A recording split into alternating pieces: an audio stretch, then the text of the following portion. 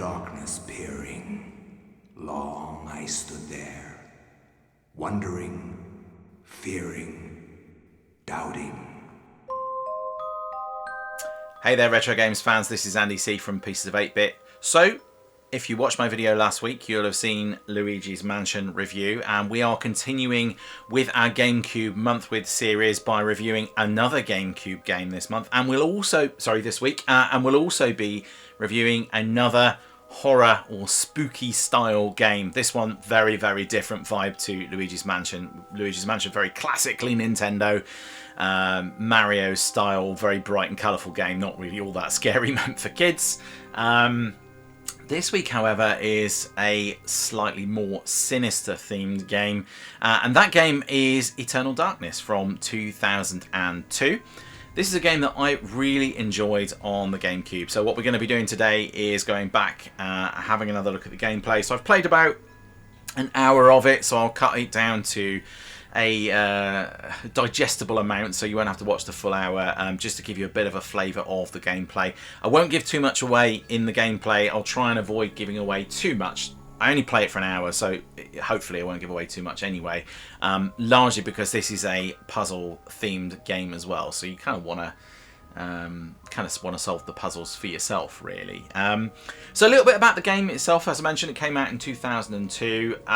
It's a survival horror game, so if you've played anything like Resident Evil or Silent Hill or any of those kind of things, it certainly has that vibe about it. It is quite a scary game in parts. There are bits that make you jump, and it's very atmospheric, and there's lots of sort of noises and creaks and sounds and things that heighten the tension. It's good to play in a dark room late at night.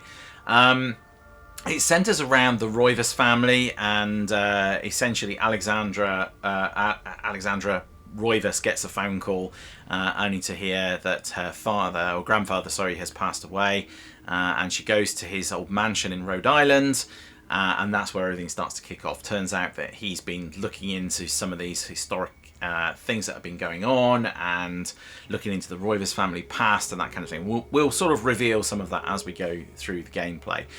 You essentially play lots of different characters, so you start off as Alexandra Roivas, and then you are a Roman centurion for a while, and then you're a girl out in Cambodia, and it's played around various locations in the world. So I mentioned Cambodia and Rhode Island there. Also, it's some time spent in France, and where else? Oh, Persia. That's where you start as this Roman centurion. It was a bit of an unfortunate situation for Nintendo, really. This is probably one of the most famous games where there was never a series or a sequel, where it always felt like there should be. When you look at something like Resident Evil and how that continues to be produced today, and how popular that is and how well known that is, Eternal Darkness felt like a game when you were playing it that really would fit into that, would be ripe for a sequel, ripe for a series and a franchise and all those kinds of things. Unfortunately, it only sold 500,000 copies. Now, this is on a console that in itself didn't sell all that well, certainly by Nintendo standards. But when you consider that Luigi's Mansion was the 5th best-selling game, and that sold 3.3 million copies, 500,000 copies for this game really wasn't very good, and unfortunately it was a commercial failure. Somewhat strange, because its reviews were absolutely exceptional. So it was getting 9s and 91%, 92% here and there in the reviews. So it was considered a very, very good game. As a result, I expect that probably most of you who are watching this video probably never played it before, so this is probably going to be a slightly video suicide in terms of number of views. People are going to be like, what's Eternal Darkness? Don't know what that is. But it's a really good game, and I'm going to go back and revisit that and let you know whether I think it's still a good game and whether I think it's worth going and having a look yourself. There was an attempt to bring it back sort of about 10-12 years ago. There was some Kickstarter funding, and there was an attempt to bring a sequel back. As far as I'm aware, that never actually materialised. I'm certainly not aware of any sequel that happened. So that is Eternal Darkness. I guess the sad tale of the franchise that never was. It wouldn't be the first time I've talked about franchises that never were. We talked about Blinks sometime back on the Xbox, which was promising for Microsoft, or at least they'd hoped that was going to be a major success and a major franchise. There was There were sequels of that, however. Eternal Darkness never even got that second game. So, real shame. Very clever game. Lots of puzzles to play. Lots of different characters to play. Lots of beautiful environments to play. I think it's a game that looks really, really good, considering its age. But let me stop talking now for a moment, and you can see for yourself. I'm going to do my usual thing. I've recorded some gameplay. I'm going to cut that down. I'm going to narrate over that gameplay and just talk to you a little bit about the game and the gameplay and the sort of things that I'm doing. And then we'll wrap up at the end, and I'll talk about what I thought about it and whether you should check it out. So without any further ado, let's get straight stuck in with the game. See you on the other side.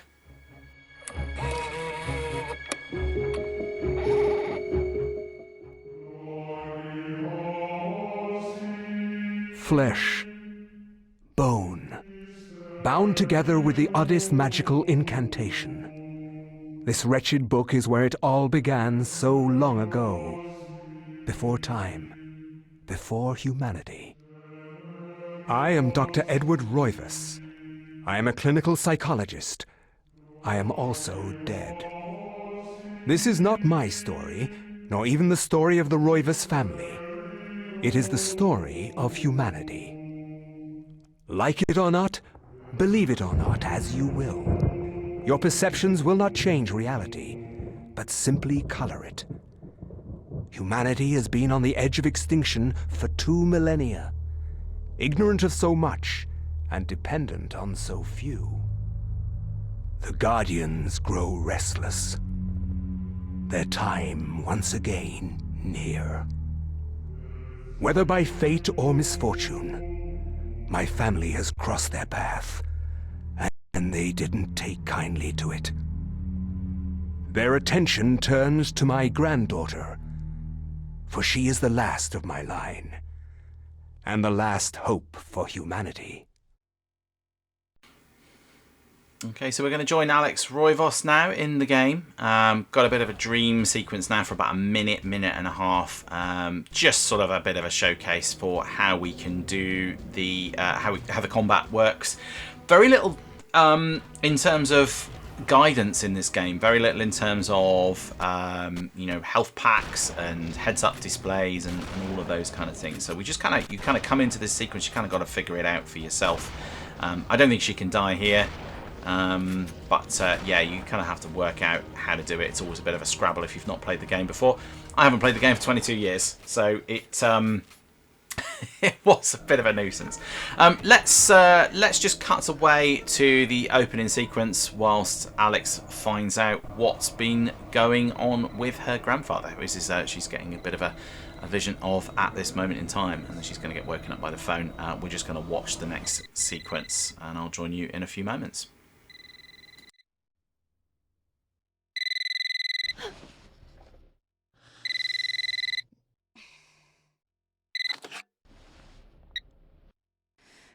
Hello? Miss Alexandra Roivas? Yeah, who's this? This is Inspector LaGrasse of the Rhode Island Police.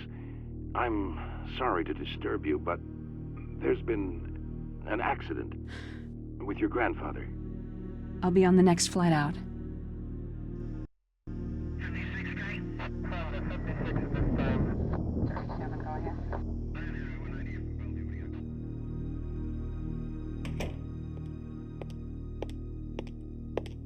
Ah, Miss Roivas.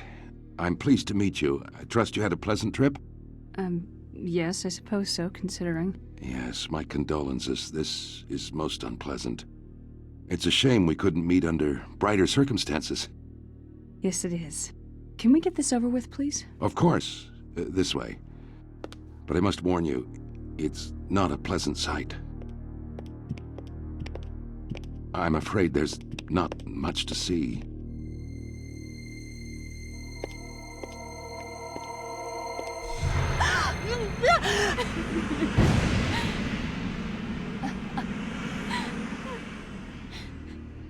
Miss Roivas, is that your grandfather, Edward? Yes, it's him. He's wearing our family ring. I don't understand. Why are you showing me this? Can't you check dental records or something? What is wrong with you? I'm sorry. It's my job, lady. You're the only living relative, and no, we can't check dental records. There's no head. None of this makes sense. There's no sign of intrusion, and there was certainly a lot of force used here. I have never seen anything like this in my 20 years on the force. We have no evidence except for the body, and what's left doesn't say much. We don't have a single clue.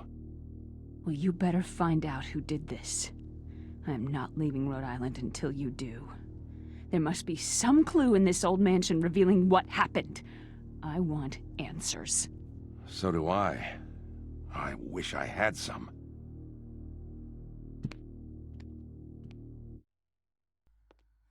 Right, so we've skipped forward a little bit. There's a lot of walking around and exploration, lots of things to look at, pictures, all of those kind of things. Just noticing here that she spotted a random book which says 3 minutes 33 seconds in it, which is a bit of a clue to what we've got to do next. So yes, there is lots of exploration. As I've mentioned before, when I'm doing these playthroughs or these sort of reviews, I am using an emulator, so you will notice a little bit of frame drop out from time to time. That is the emulator on my computer rather than the GameCube, which is sitting in the living room minding its own business right now.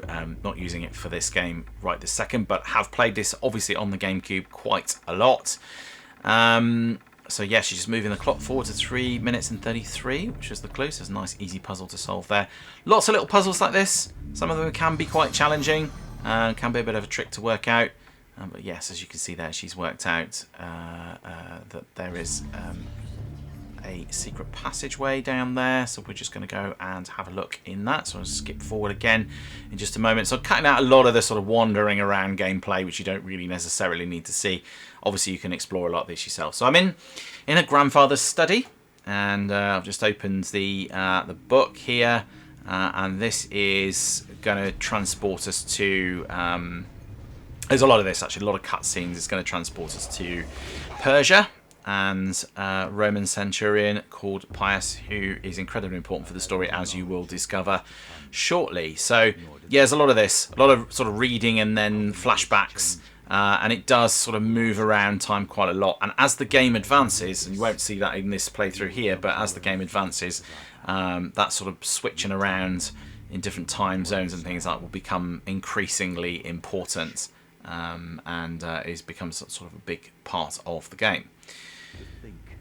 So here we go. Let's open up this next chapter. I quite like the fact that you get to play different characters throughout the game, and you get different sort of environments that switches around, and it's all linked. It's all very, very clever.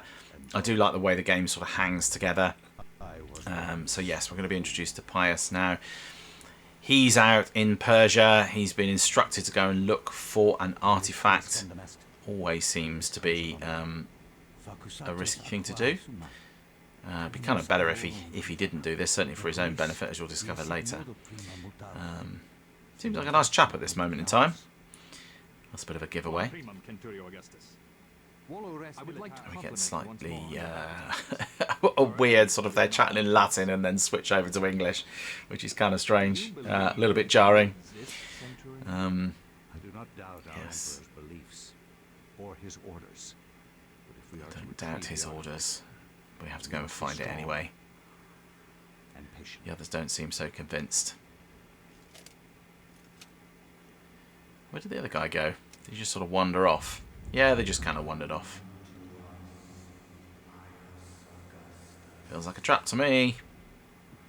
I do like how this game looks, bearing in mind its age. I said this about Luigi's Mansion last week. GameCube was a very capable console. I mean, the graphics by modern standards aren't amazing, but, when you consider that these are 23 years ago, I think they're actually pretty good. So yes, we're going to go into the middle here. Bad stuff is going to happen. I don't know where the other two Centurions went. I assume they just seem to sort of wander off. They don't seem too fussed. It's like, are you going to be able to find it? Do you think it exists? I'm not sure. But I'm just going to walk into the middle of this thing where things are calling me, and spirits and weirdos and ghosts and whatever are calling me. And yeah, I'm going to get transported into the tombs underneath the desert. Here he goes. Skip forward a little bit again. So I'm just going to head down this ladder here. And yeah, we're going to get a bit of a go of the sword fighting combat now as well. It's going to give us a bit of a clue as to how to do that. It's quite straightforward combat. Essentially, you can just lock on with one of the shoulder buttons, and you can sort of target different parts of the body if you want to. Tend not to make too much of a fuss of doing that. Maybe I should do, because I didn't fare too well when I was down here. And there's a little bit later on where I had no health. And this is the other problem, as I mentioned before. There aren't health pickups all over the place. There are things you can do, depending on your character. There is magic and things that you can use to try and heal yourself, but it isn't particularly obvious. Nice thing is the skeletons, if they're all close to each other, will hurt each other as well. So this is our life meter.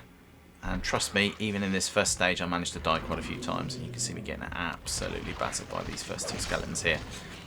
This is the thing, you know, you don't get a lot of clues as to how to play the game. And in some ways, I quite like it. I played Getaway a little while ago on the PlayStation 2, and that took the same sort of approach of not having loads of heads up and clues and things as well. You know, when I played Luigi's Mansion last week, it was a lot of guidance in terms of how you play it, and you had Professor Egad regularly telling you what you should be doing, which helps you, which, you know, that's good. That makes the game good.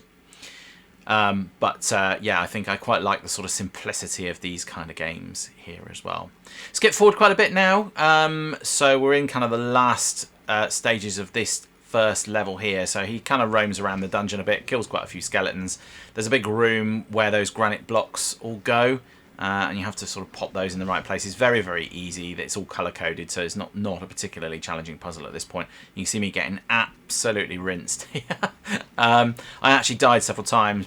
When you save the game, it also remembers how much health you've got, so there's no kind of, oh, I'm dying, I'm going to just reload. Yeah, it basically brings you back. So I had to do this about 3 times, because I got to this stage in the level and my health was so low. There was very little I could do short of starting the whole game again. I just had to persist until I got it right, which involved, and I would say involved, running away. But as you can see, as your health gets worse and worse, you just sort of limp around, which makes it increasingly difficult to fight enemies as well. So we've got a big lit up button here. So should Pious press the button? In hindsight, I think probably the answer is maybe no. But obviously the game can't progress unless he does, so we're going to see what happens here. I'll have a beam me up Scotty moment. You see just a little frame drop out there from the Dolphin emulator. The Dolphin emulator, by the way, is very, very good if you want to play GameCube or Wii games, but it is, as I mentioned before, a little bit resource hungry. I have an older computer, so it does struggle a little bit on here. Some newer, more capable machines will do a much better job. Okay, so what am I going to pick? And this is basically how the game is going to play out. As I understand it, I think the artifacts represent what the bosses and the enemies are going to be like throughout the game. And I think it is basically an easy, medium, hard thing. I think red is the hardest, blue is medium, and green is the easiest. But I don't think it makes a massive amount of difference what you want to pick. So skip forward there while I decided what I wanted to do. Pick the green one, and we're going to enter a rather important cutscene now. So let's turn up the volume and listen to what happens next.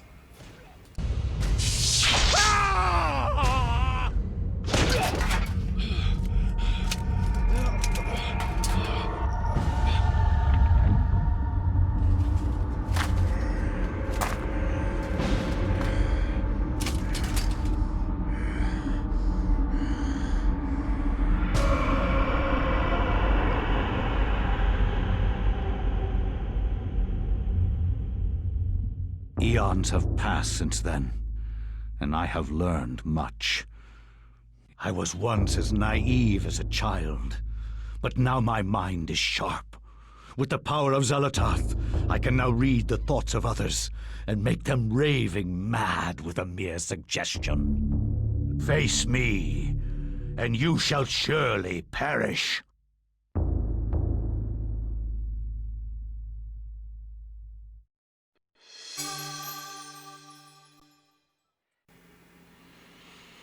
Right, well, there you go. See, I said he shouldn't have pressed that button, and he also shouldn't have gone in the ruins there. That all seems very bad, and obviously everything that now follows in the game is as a result of what Pious did in the tombs under the Persian desert there. So, yep, skip forward again. Alex had a bit of a look around. She's now going to read the letter that she picked up off the wall, and that is going to take us to our next cutscene and our next person. So we're now going to Angkor in Cambodia, and yes, we're sort of skipping forward a bit in terms of time, and we're going to play another character here for a short while. Now what I'm going to do probably is just play a little bit of this. Hopefully you're getting a good feel for the game mechanics now. So the combat is pretty straightforward. The purpose of this game really is to it's ultimately to creep you out. Obviously a good mix of puzzles to solve, and as the game gets on they become more and more challenging, and as I mentioned before, lots and lots of exploration. So yes, 1150 AD we've gone to here. This rather bored looking girl here again is sort of thinking, oh, I wish there was some stuff to do, and I think that's probably something she's going to regret very shortly, as Pious did when he decided to go and find that artifact. It seemed quite bad for him. We will of course see Pious later on in the game, obviously not as Pious anymore. So yes, yeah, as I mentioned, lots of puzzles to solve here. Combat relatively straightforward. Let's just have another look at this cutscene. May the darkness claim thee, crawling chaos and damned beast. No longer will thy reign be kept over the ancients you have kept imprisoned. Thou hast seen the last of this world.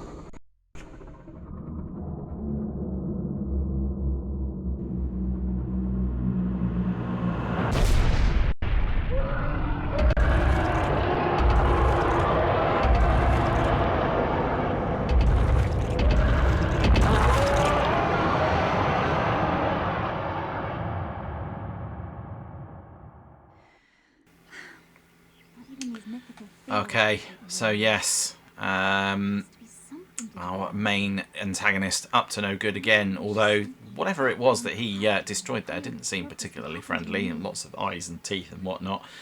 But yes, all gets revealed as the game plays out. So now we are actively playing in this temple area in Cambodia, so we're going to have a look. There's going to be symbols everywhere that we're going to recognise. We've seen these ones before on the granite blocks. Go. Symbols appear to be related to each other. It's like a rock, paper, scissors thing, maybe. Guess we'll find out. So we'll just do a quick save here. Nice thing about this game, unlike Luigi's Mansion. So in Luigi's Mansion, when you saved, if you died, it would just sort of take you back to your last save point, the very first save point in the lobby. So it wouldn't take you. It wouldn't take you back to where you'd saved from, whereas this will remember exactly where you were at the point at which you saved, which is quite handy. It also remembers, however, I mentioned that if you don't have a lot of health, it will also remember that as well. So it is worth having a few save points as you go through the game. So you notice she's picked up an amulet there. That amulet will help her to heal. Not something I've got shown in the gameplay here, but yeah, you just need to use that. And that will improve your health, so that is quite handy. And as I mentioned before, you don't get sort of health pickups and things dotted around. I think there are things that help with your health energy, but yeah, not loads. So coming to our first room here. There's more symbols on the floor. Yeah, expecting some skeletons because there's skeletons all over the floor, but actually at this moment in time it's not a problem. Sun sinking below the edge of the world. Now looking at the candles there, I think that's already set. We'll come back and have another look at that in a minute. So we're just going to go down here, corridor with lots of things that are going to pop out, Indiana Jones style traps. They're all pressure points on the floor, which I didn't sort of really cotton onto that first time, so I ended up sort of gradually walking down here carefully. Turns out, in fact, actually you can just run. Press the left key, you just run down here, which is fine. Or you can just do it very easily. You can actually walk around all the pressure pads and avoid these sort of traps as well. There we go. I don't think she's wearing particularly suitable attire for this sort of thing. She's barefoot walking around in some ancient dungeon. Far be it from me to criticise her choice of footwear, or lack of. Okay, so we're trapped in another room here. Scary dude. Now, we're now going to be introduced to the sanity meter. Sanity loss affects perceptions. Basically, you don't want to be losing your sanity. You start hallucinating, which is quite weird. If I remember from the game, I don't show it here, but it is quite weird when that actually starts to happen, and just makes the game even more difficult to complete. I'm not sure what's happened to him there. Can I just kill him a bit? There we go. Gone. I assume he's stunned there, so I suspect if you don't do anything, yeah, that's a problem. Picked up a necklace there. Just going to play for a couple more minutes. So, yeah, another puzzle coming up here. So I'm in the first one was the setting sun, that room back a few moments ago. This one here is the full sun midday. And I can choose to light or extinguish some of the candles. So fairly obvious with this one that it's the middle candle that needs to be lit on its own. So we're going to do that. Let's just do this bit here, and then I think we're probably just going to wrap this up. So we'll just do this puzzle here, and then I think that's probably enough gameplay. I think that gives you just a bit of a view of how the game works. So we'll go back and we will review it. So here we go. She's going to just... Wrong one. Like that one. Extinguish the right one. There you go. Right. Okay, there you go. So this partially opens the door. So obviously there's a little bit more still to do. But we're going to leave it there. If you want to get on and play the game yourself, please do go take a look. But let's wrap up, and I'll tell you what I thought.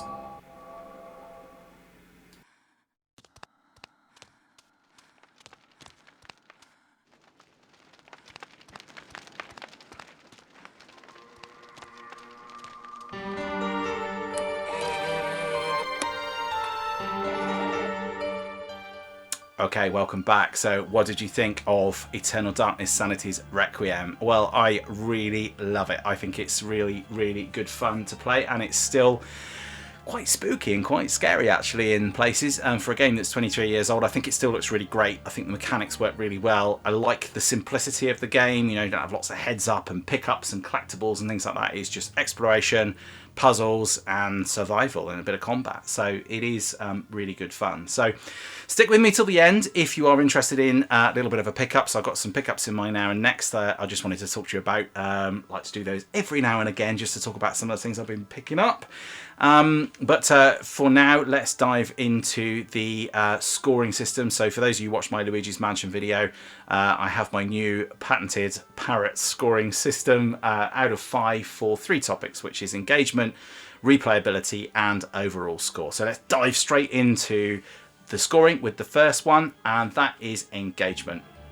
So for me, engagement is almost certainly a 4-star. I think it is 4-star, 4 parrots. It is 4 parrots. I am going to award for that, and that is because it is very engaging as a game. It has some frustrating elements to it. It's a first version of a game, so there's a few things that had they bought a sequel out they could have improved on.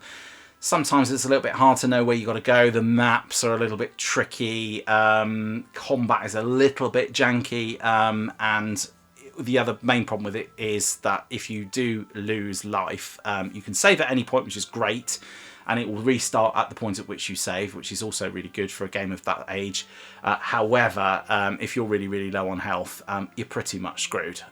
So there's not a huge amount you can do about it. And I did really struggle with the Roman Centurion at the beginning. Pious I was really struggling with that at one point when my health was just really low and I could not get away from the skeletons. And it took me 15-20 minutes to get through one of the sections, which I cut. You didn't see all of that, obviously. So from engagement point of view, not a perfect score, but pretty good nonetheless. Replayability, I'm going to give this a 3. I think a high 3. It is a very replayable game. However, I think once you've completed the story, once you've played through it one time, I don't think it has quite the same replayability that something like Luigi's Mansion has. That's just my opinion. Some of you may feel different. It is a really, really good game. It was a bit of a flop, as we know, as I discussed earlier. That replayability factor, I could go back and play Luigi's Mansion anytime. I think I could just go back and play that game again. I quite like the idea of picking up the sequels for that. For this, I don't know if I'm going to continue to play it. Not sure. It is good. I am keen to play a little bit more of it, but I think on this basis, I'm going to give it a 3. It just doesn't grab me as much as it did back sort of 20 odd years ago when I wanted to just get through the story. So I think, yeah, replayability score 3, but a strong 3. I was very much on the border with 4, but I thought I was just going to be a little bit harder on the scoring and the criteria for that. So replayability, I give that a 3. Overall score, I'm going to give that a 4. So it is a very good game. All of the little sort of foibles that I've talked about aside, forget about those. Those are massively outweighed by what is a really good rounded game. It has got a really good story. It's a bit different to anything else that existed at the time. It's a bit more intelligent than the likes of your Resident Evil. Nothing against Resident Evil, but this has got sort of quite an intelligent story. There's good puzzle solving in it. There's good exploration in it. Graphically, for a game of 22, 23 years old, it is still quite pretty looking, I think. Yeah, I enjoy the different environments that you play in. I enjoy the different characters that you play. That's really good, and I think it was a little bit ahead of its time. I think for a game in 2002, I think that, you know, those different environments, that kind of thing, the way it played was quite sort of unique for that era. So it is a real shame that there wasn't a sequel to follow, and that actually it was a bit of a flop. But it is somewhat of a cult classic now. So there you go. So on that basis, I think 4 out of 5. He awarded 4 patented parrots. I think it is a game that you should go check out. It is really enjoyable, and if you like survival horror games, go check it out. It is definitely a great entry into that genre, alongside the Silent Hills of the same sort of era, and the Resident Evils, of course, as well. So I think it is good. It's a bit different. It's not just zombies. It is a good bit of survival horror. So yes, definitely go check it out. That was a really good fun game. So I hope you enjoyed that review. Hope you enjoyed a bit of a look back if you played it before or were intrigued by the game itself and fancy going and having a look. And obviously, as I mentioned before, you can have a go with it on the emulator, which is the Dolphin emulator. You will need a little bit of decent spec. You won't be able to run that on a Raspberry Pi. You can also play it on the Wii as well, so you can pop the disc into an older Wii, and that will take GameCube controllers and a GameCube memory stick. I wouldn't be surprised if we see it on the Switch 2 in the Nintendo GameCube section at some point in the future, but obviously don't quote me on that. So a few options for getting and playing it, and obviously you can play it on the original GameCube as well if you're lucky enough to own one. So yeah, definitely go check it out. Few places to play it. Yeah, that's it. So that's it for the review. Let's move on to now and next. Got lots of stuff to cover today. So in the news, obviously it's been a busy week for gaming. We had the Nintendo Switch 2 come out only last week. So that actually came out just around the same time as my Luigi's Mansion video dropped. Very excited about that. We'll be looking to pick one up in the not too distant future once all the hype has died down. We can end up playing GameCube games on it, which is kind of ridiculous, but I am keen to give that a go and have a proper look at that. Obviously not a retro console. And of course we had the announcement from Microsoft that they are doing the ROG Xbox Ally and the ROG Xbox Ally X. So that is actually I'm expecting to be very similar to the ROG Ally X that I reviewed, I guess, last year now, I suppose. I have had this nearly a year. I'm expecting it to be very, very similar. Obviously, it's produced by Asus, not Microsoft directly, but it is, for all intents and purposes, going to be an Xbox. So I'm quite excited to see what that looks like. Quite excited to see how that compares to the ROG Ally series and the ROG Ally X and all that kind of thing. Also coming up on my channel, we'll be doing some more GameCube reviews over the next couple of weeks. I've got some thoughts about what I might be doing at the weekend, but I haven't decided if I'm filming it yet, so I'm not going to give too much away. Might be a road trip, might not, we'll see. But definitely going to be playing some more GameCube games. Been playing so much on the GameCube, been really loving it. I've been playing Rogue Squadron. I've been playing Wave Racer, Double Dash, so that's Mario Kart, which is a great entry in the series. Super Smash Brothers, which is the first one mentioned in the series, and of course one of my favourite GameCube games, which is Wind Waker. So I've been playing that. I've got to decide which ones I want to review. I've only got a couple of slots before the end of the month, before the GameCube comes back in here. So really enjoying that. Haven't even played Super Mario Sunshine, which wasn't one of my favourite Mario entries, if I'm completely honest. That might be controversial, but it's not a bad game. It's not a bad game, just not one of my favourites. And I've even got the Donkey Kong Bongos, which I kind of want to do, but that's going to be kind of difficult to film, so I might not do a review of that. But so many things to play, so little time to do it.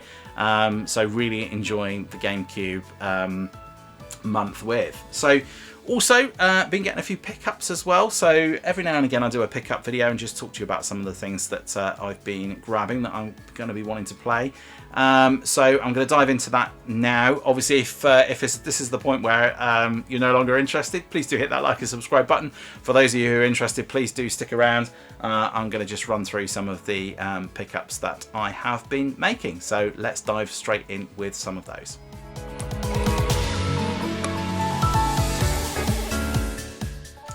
Alright, so let's talk about some of the things I've been picking up just lately. Don't normally do pickup videos, probably should do a separate one because it's going to make my video look really long and probably turn people off a little bit. So I'll rattle through these pretty quickly, some exciting games that I've been finding.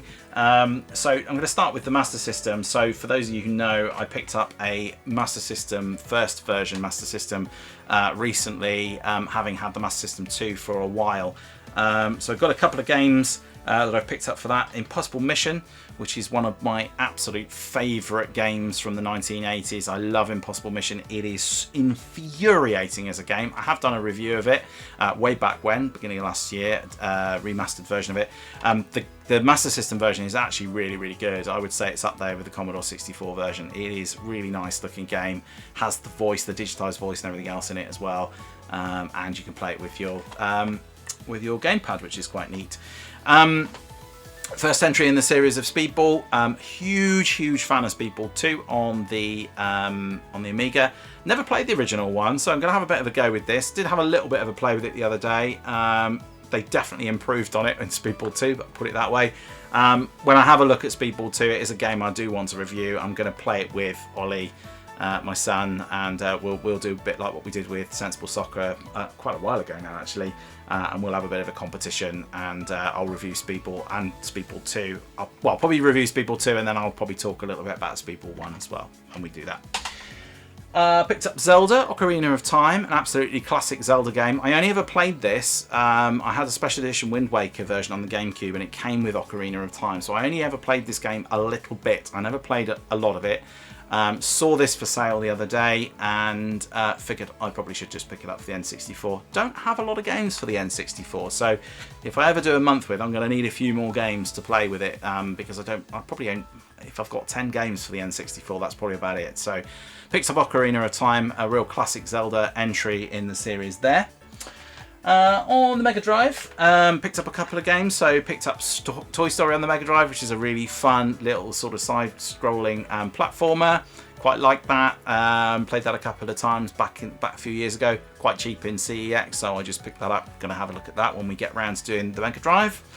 And also the Mega Drive version of Street Fighter 2. So it's Street Fighter 2 Special Championship Edition. There are millions of editions of Street Fighter 2. I own it on the SNES, which is a good version. That's the Turbo, I think. I think it is on the SNES. I'm just going to have a look up here if I can see it.